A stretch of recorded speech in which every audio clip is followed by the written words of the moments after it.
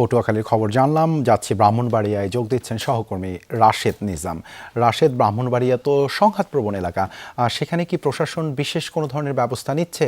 সার্বিক নিরাপত্তা পরিস্থিতি কেমন চোখে পড়ছে আপনার?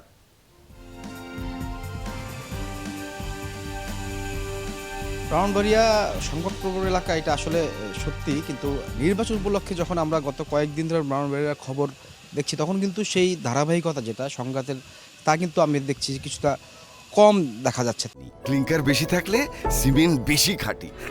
আনোয়ার সিমেন্ট।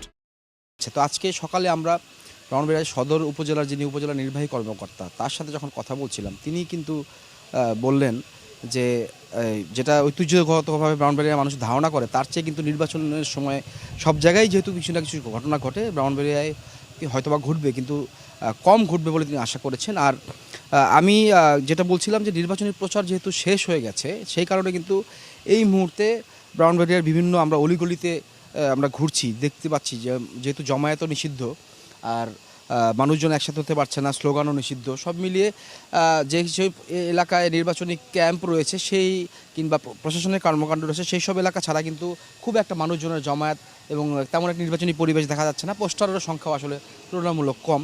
তা আমরা কিছুক্ষণের মধ্যেই এখানে কথা বলবো যিনি এই ব্রাহ্মণবাড়িয়ার যে 6টি সংসদীয় আসন, তার মধ্যে অন্যতম একজন হেভিওয়েট প্রার্থী রয়েছেন, যিনি বিএনপির দীর্ঘদিন ধরে বিএনপির নেত্রী ছিলেন, বর্তমানে তিনি স্বতন্ত্র নির্বাচন করছেন, রুমিন ফারহানা।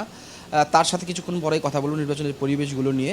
তো আমরা সার্বিকভাবে চেষ্টা করব নির্বাচনের যে চিত্রটা ওনারা কী দেখছেন প্রার্থীরা, সেগুলো আমরা জানার জন্য চেষ্টা করব। রাশেদ নিজাম, ধন্যবাদ আপনাকে আমাদের সঙ্গে যুক্ত হবার জন্য।